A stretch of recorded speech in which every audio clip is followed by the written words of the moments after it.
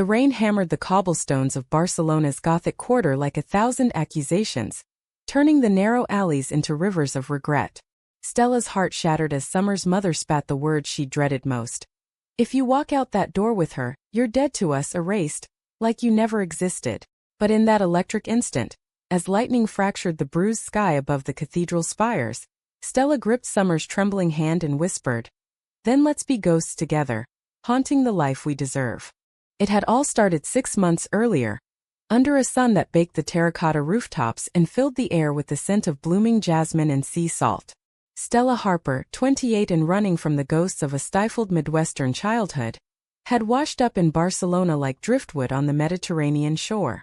She'd come for the light, the golden, unflinching kind that poured through the stained glass windows of Sagrada Familia and begged to be captured on canvas. Back in Ohio, her family's Bible-thumping expectations had clipped her wings, the eldest daughter who sketched forbidden dreams instead of courting the right kind of man. So she'd packed her easel, her battered leather jacket, and a one-way ticket, trading cornfields for the chaotic pulse of Catalonia. Stella rented a tiny attic studio in El Born, where the walls wept with humidity and the floorboards creaked like old lovers' sighs. By day she waitressed at a tapas bar called La Luna, slinging patatas bravas to sunburned tourists with accents as thick as the fog rolling in from the harbor. By night she painted, feverish strokes of ochre and indigo that turned strangers into saints, lovers into legends. She wasn't looking for anything permanent, just the freedom to breathe without the weight of judgment. Barcelona gave her that, in spades. The city thrummed with a defiant energy, its streets a mosaic of forgotten Roman ruins and modernist whimsy, where flamenco guitars wailed from hidden courtyards and rainbow flags fluttered unapologetically from balconies. That's where she first saw Summer Ellis. It was at an underground art exhibit in a converted warehouse near the waterfront, the kind of place where the air hummed with whispered critiques and the clink of cheap cava glasses. Stella had 3 pieces on display: raw, intimate portraits of women caught in moments of quiet rebellion, a factory worker shedding her uniform under moonlight, a dancer mid-leap defying gravity's pull. She hovered near them like a nervous parent, her fingers stained with cerulean blue, her dark curls tied back in a haphazard knot. Summer wandered in like a breeze off the Ramblas, 27 and luminous in a simple sundress the color of ripe peaches. She was American too, but from a world Stella could only glimpse in glossy magazines, old money from Boston's Beacon Hill, the kind that funded European jaunts and whispered about appropriate matches over lobster thermidor. Her family had uprooted her to Barcelona for 6 months. Her father, a stern venture capitalist named Harlan, was sealing deals with Spanish tech firms, turning ancient vineyards into solar farms. Summer tagged along as the dutiful daughter, her days filled with language classes and charity galas, her nights with the hollow echo of hotel suites. She paused before Stella's central piece, a woman with eyes like storm clouds, arms outstretched as if embracing the void. "This," Summer murmured to no one in particular, her voice soft but laced with that East Coast clip, precise like she'd measured each syllable against a ruler. "This feels like coming undone in the best way." Stella, wiping her hands on her jeans, turned and met those eyes. Sea blue framed by lashes like whispered secrets, and alive with a curiosity that hit her like a rogue wave. "Thanks," Stella said, her Ohio twang slipping out unbidden, rough around the edges like the bourbon her uncle favored. "It's about shedding skins we didn't choose." Summer's lips curved, not a smile exactly, but an invitation. Shedding or stealing them back. Either way it's brave. She extended a hand, her palm cool and steady. "I'm Summer Ellis, here on family business, but pretending it's a vacation. Stella Harper, pretending I'm not an expat dropout." They talked then, words tumbling like dice in a back alley game. Summer confessed her love for Wolfe and the Brontes, how Virginia's waves mirrored the ones crashing against Barceloneta Beach. Stella shared stories of her paintings, how each brushstroke was a middle finger to the preacher's daughter she'd been forced to be. The warehouse crowd thinned, but they lingered, migrating to a nearby plaza where fountains danced under strings of fairy lights. By midnight they were sharing churros dunked in thick hot chocolate at a corner cafe, laughter bubbling up like the foam on their drinks. Summer's hand brushed Stella's as she passed the plate, and time stuttered. A spark undeniable, like flint striking steel in the dark. "You make this city feel less like a postcard," Summer said. Her cheeks flushed from the wine they'd smuggled in thermoses. More like a pulse. Stella leaned in, heart hammering. Good. Because postcards don't kiss back. Their first kiss happened there, tentative at first, then fierce. Summer tasting of cinnamon and salt, Stella of paint and possibility. The world narrowed to the press of lips, the distant strum of a busker's guitar, the stars winking above the Gothic spires like conspirators. In the weeks that followed, Barcelona became their secret map. They explored it hand in hand, mapping desire onto its labyrinthine streets. Mornings found them tangled in Stella's attic bed, sunlight filtering through cracked shutters to paint golden stripes across Summer's bare shoulders. They'd wander the Boqueria market, fingers laced as they haggled over figs and manchego, Summer's laughter ringing like bells when Stella bartered in broken Catalan. Afternoons were for the beach, Picasso's shadow lingering in the waves as they built sandcastles shaped like defiant hearts, or the Parc Güell, where Gaudí's mosaics mirrored the kaleidoscope of their stolen glances. Summer opened up like a locket, the pressure of her family's legacy, the invisible leash of expectations. Dad sees me as the pretty arm candy for boardroom photos, she admitted one evening, as they picnicked on Montjuic Hill, the city sprawling below like a jeweled carpet. Mom wants grandkids with trust funds. No room for this. She gestured between them, her voice cracking on the edge of fear. Stella pulled her close, breathing in the lavender of her hair. Then we'll make our own room. Brick by stubborn brick. She painted Summer then, not as a muse on a pedestal but as a force. Canvas after canvas of her laughing in the rain, fierce in repose, eyes that held the weight of unspoken storms. Summer in turn gifted Stella words. Notes slipped into her sketchbook, poems scrawled on napkins. You are the color I didn't know I craved. But shadows crept in with the autumn chill.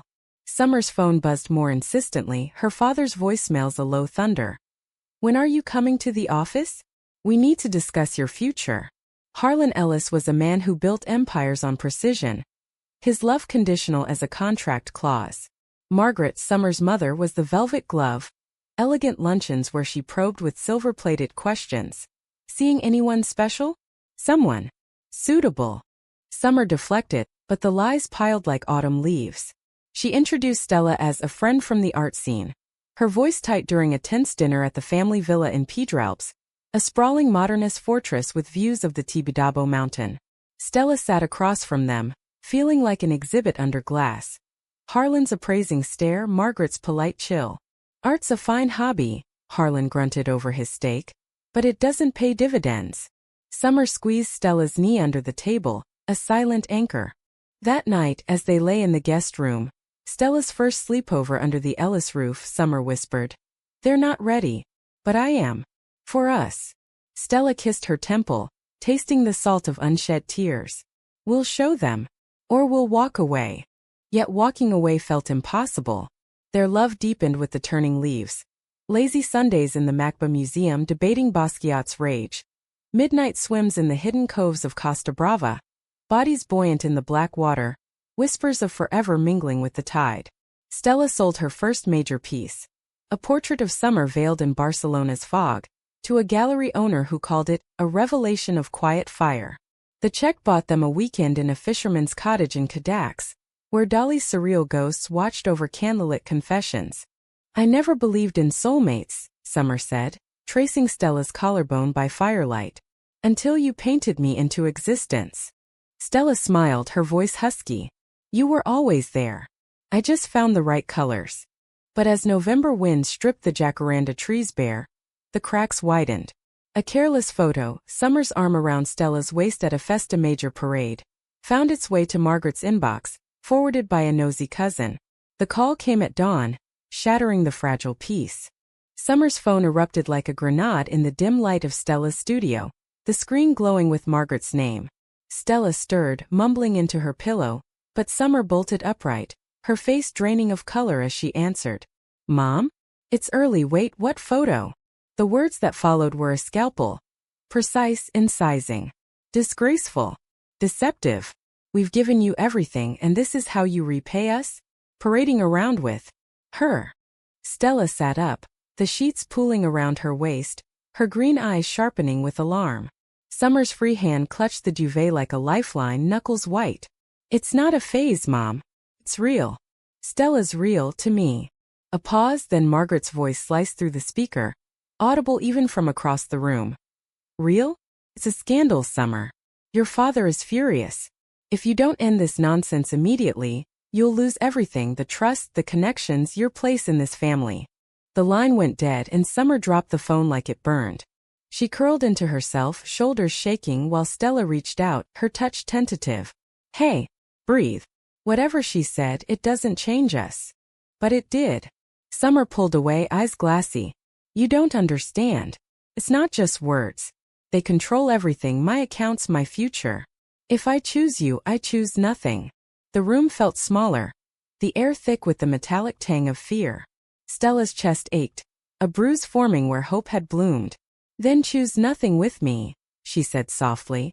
I'd rather have your empty hands than their gilded cage. They didn't sleep that night.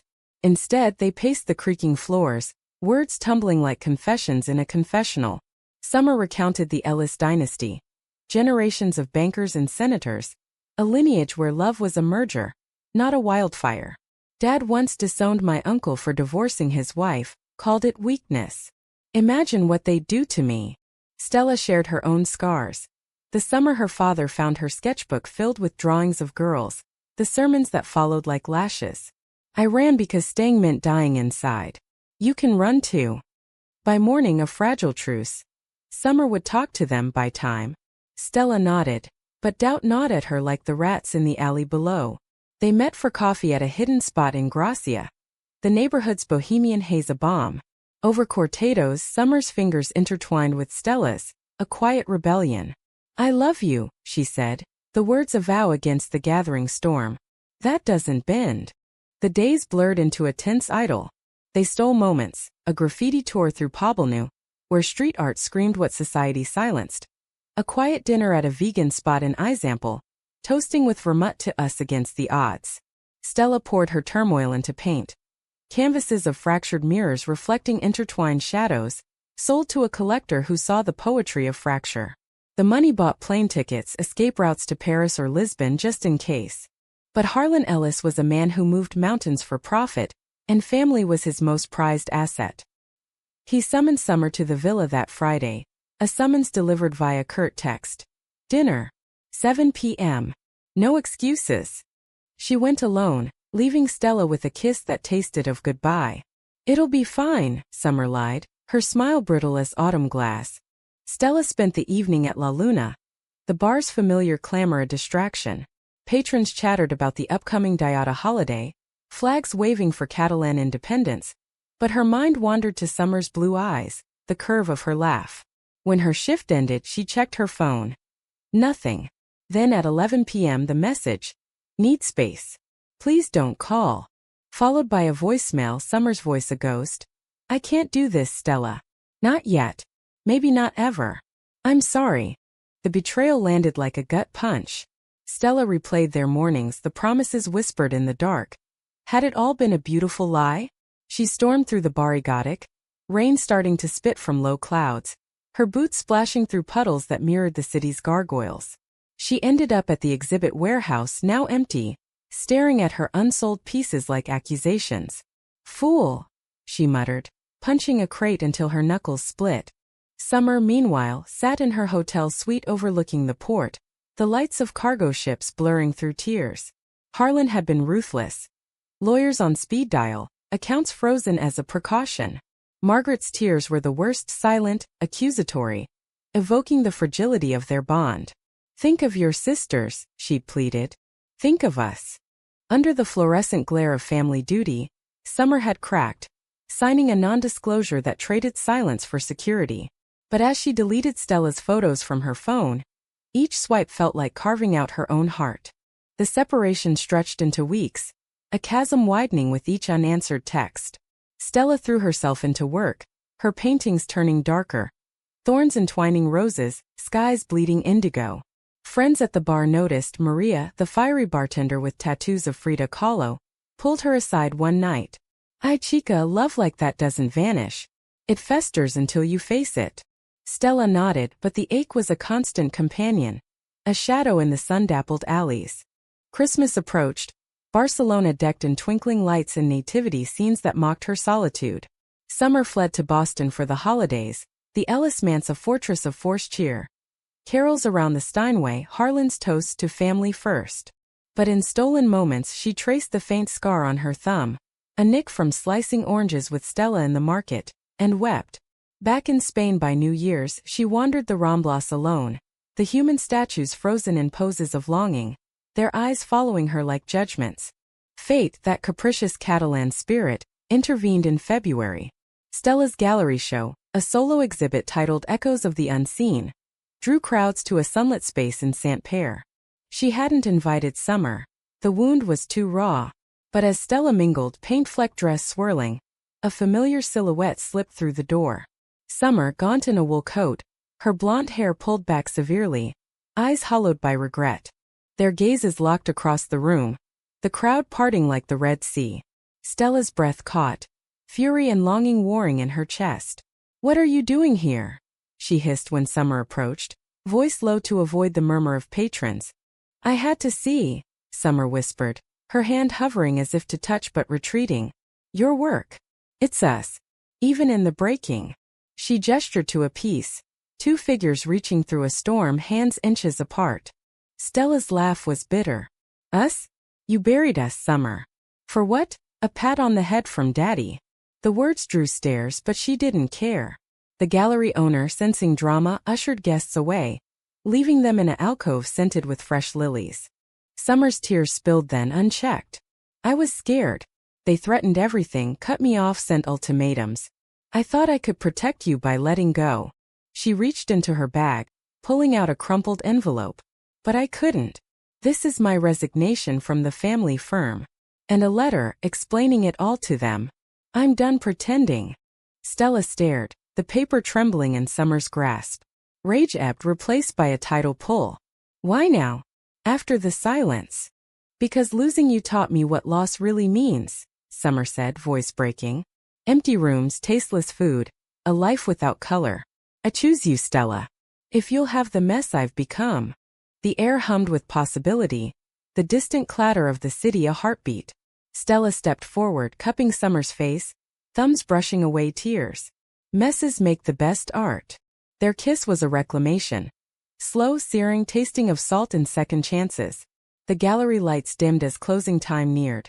But they lingered, hands clasped, the storm outside mirroring the one within, fierce but passing. Yet peace was fleeting. Harlan's retaliation came swift. A cease and desist to the gallery, whispers to collectors blackballing Stella's work. "He's protecting the family name," Summer explained over hurried phone calls, her voice edged with steel. "But he's losing a daughter." Margaret's emails were softer pleas. "Come home, darling. We can fix this." Summer forwarded them unread, deleting threads like digital exorcisms. Spring unfurled in Barcelona with defiant blooms. Azaleas rioting in the Jardins de Mosson Costa y Labra. The air alive with the buzz of bees and renewal. Stella and Summer rebuilt brick by stubborn brick. Shared suppers of paella cooked on a hot plate.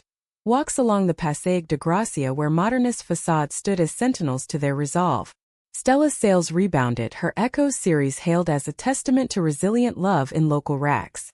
Summer found freelance work translating literature, her wolf obsession turning profitable. But the true test loomed.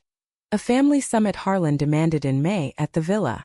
"One last chance," his email read. Summer wanted to go alone, but Stella insisted. "We're in this together, or not at all." They arrived arm in arm, Stella in her best silk blouse, Summer in a dress the color of the sea, symbols of unyielding unity. The confrontation was a battlefield. Harlan's den, walls lined with leather-bound ledgers, the air thick with cigar smoke. Margaret hovered like a specter, eyes red-rimmed. "This ends now," Harlan barked, slamming a folder of evidence. Photos, emails, even Stella's gallery reviews twisted into scandal. "You're throwing away your birthright for whimsy." Summer stood tall, her hand firm in Stella's. "Whimsy? This is my life, Dad. The only real thing I've ever had." She slid the folder back untouched. "Love isn't a ledger. It's not negotiable." Harlan's face purpled, veins bulging like fault lines. "Then get out." Both of you. Margaret gasped, reaching for Summer, but she pulled away gently. Mom, I love you. But I can't be your puppet anymore. As they turned to leave, Stella paused, meeting Harlan's glare. Mr. Ellis, I get it. Family's everything. Mine tried to break me too. But real family doesn't chain you. It sets you free. The door clicked shut behind them, a finality echoing through the marble halls. Outside, the Tibidabo funicular groaned up the hill, carrying laughing families to the amusement park's twinkling heights. A cruel irony against their descent. Summer leaned against the villa's iron gate, breath ragged, tears carving clean paths through her makeup. It's over, she said, half laugh, half sob. We're orphans now. Stella wrapped her in a fierce hug, the jasmine hedge brushing their shoulders. Orphans with each other. That's more than most get. They drove back in Summer's rented Fiat, the radio crooning Joan Manuel Serrat's ballads of lost loves and reclaimed roads. Barcelona welcomed them with open arms. The Sagrada Familia's spires piercing the dusk like prayers unanswered. The sea a silver promise on the horizon. The betrayal's aftershocks rippled outward. Harlan made good on threats, freezing Summer's remaining assets, alerting mutual contacts to avoid associations. Whispers followed her to translation gigs. The Ellis girl. Such a shame. Stella's inbox filled with cancellations, a collector citing family pressures. Maria at La Luna offered her extra shifts, her tattooed arms a steadfast harbor. Capitalists like him crumble under their own greed. She spat over sangria. You too? You're the revolution. Nights were hardest. In the attic, shadows played tricks, Summer jolting awake from dreams of disinheritance, Harlan's voice a specter. Ungrateful. Stella held her through the tremors, humming folk tunes from her Ohio girlhood, words weaving safety nets. We're building something unbreakable, she'd murmur, fingers tracing constellations on Summer's back. Star by stubborn star. Yet doubt festered, a quiet poison. Summer stared at job listings in Madrid, Lisbon, places where Ellis shadows might thin. What if we run? She'd whisper at 3 a.m. The city's night hummed their only witness. Stella's response was always the same. A kiss to her forehead, fierce as a vow. Running's what they want. We stay. We bloom where they tried to bury us. Summer's first act of defiance was small but seismic. Donating her designer wardrobe to a women's shelter in Raval, trading Chanel for thrift store finds that felt like freedom. She dyed a streak of blue in her hair, a nod to Stella's palettes, and laughed when the color ran in the shower. Proof we're alive, she said, towel-turbaned and radiant. Stella channeled the chaos into creation. A new series, Defiant Threads, weaving their story into tapestries of silk and acrylic, frayed edges mending into holes. A piece depicting two hands clasped against a storm sold at auction for triple her record. The buyer a queer activist who hung it in her Berlin loft. It's a beacon, the woman emailed. For every forbidden us. Word spread. Invitations trickled in. Panels on art and identity at the CCB. Readings at Latinu, where Summer shared essays on inheritance versus intention. Their love became a quiet legend in Barcelona's underbelly, the American expats who stared down empire and blinked last. Friends multiplied. A collective of artists and writers who hosted potlucks in hidden patios, toasting with homemade vermouth to the family we choose. But Harlan wasn't done.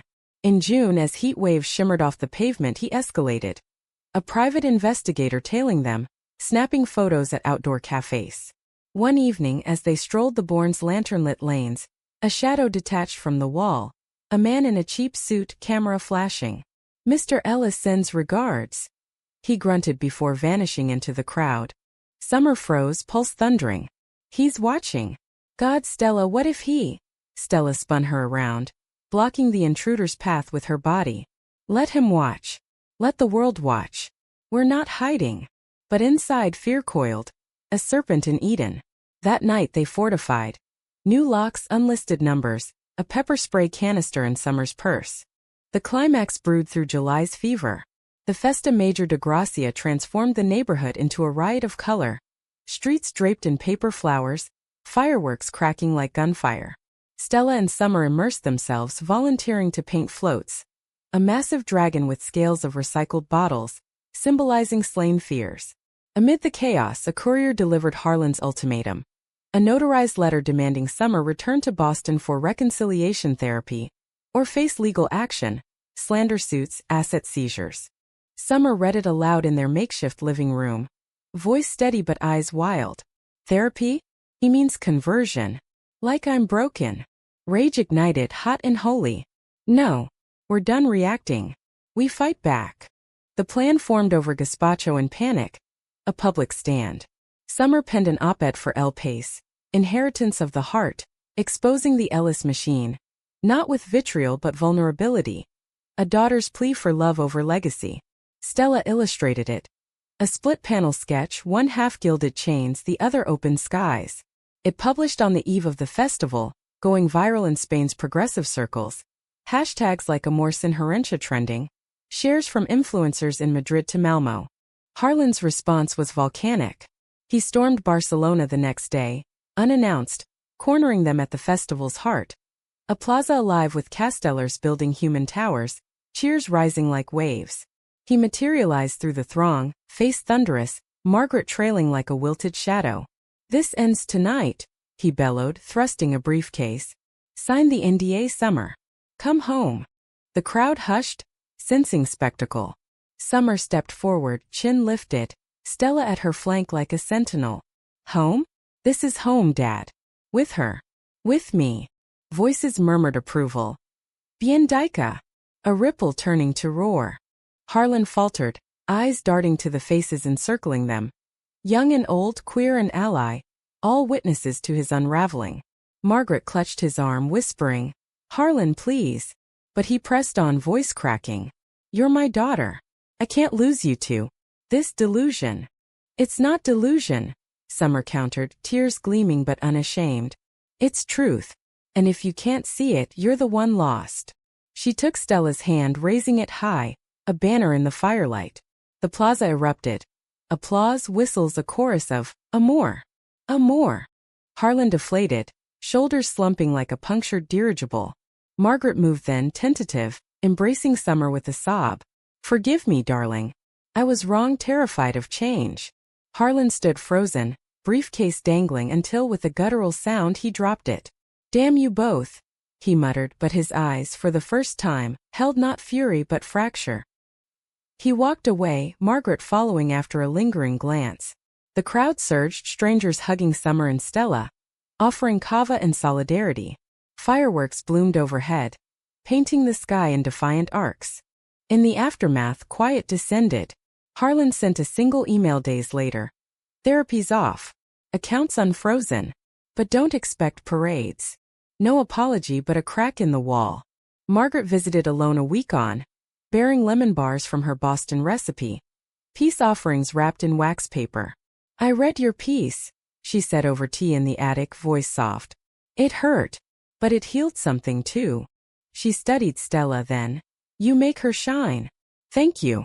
Summer wept then. Mother and daughter mending threads over porcelain cups. Stella watched from the kitchen, heart full.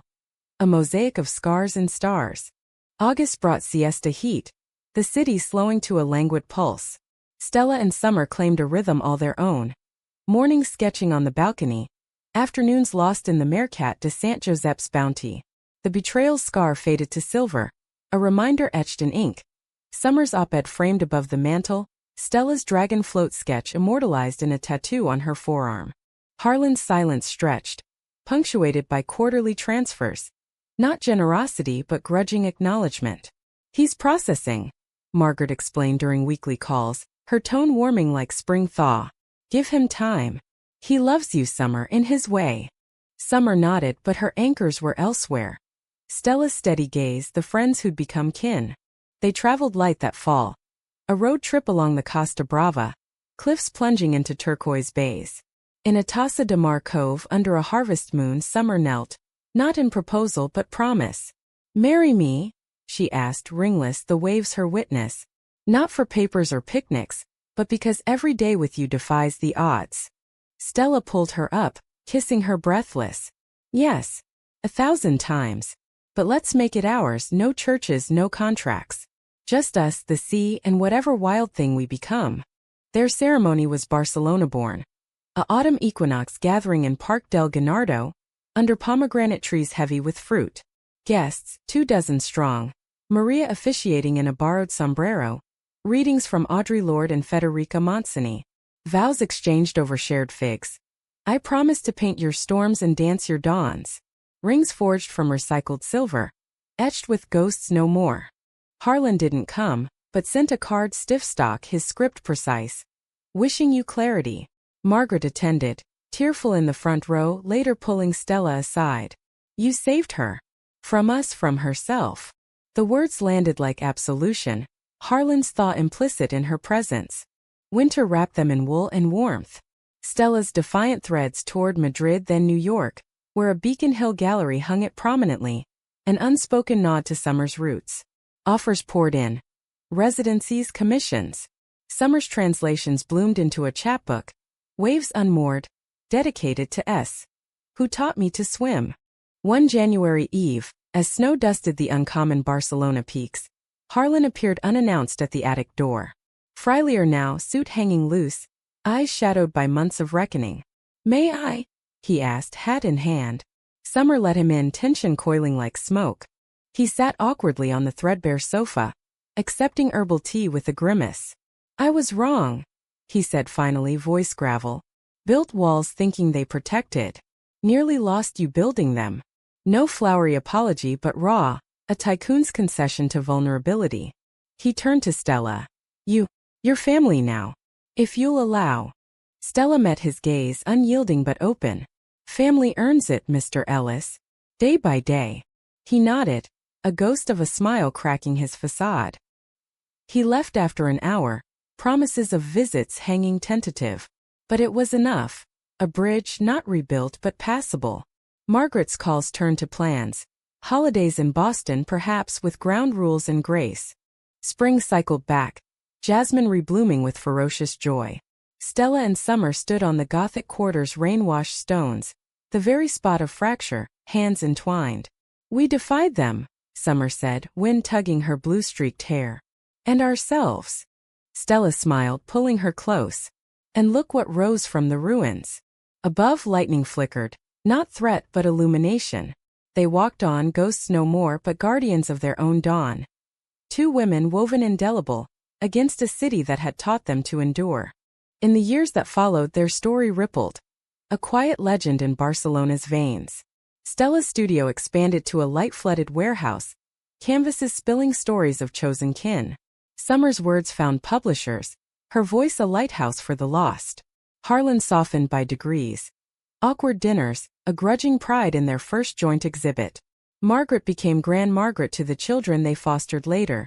Two girls from Raval, fierce as their mothers. They returned often to that rainy alley, not in mourning but celebration. A talisman of trials transcended.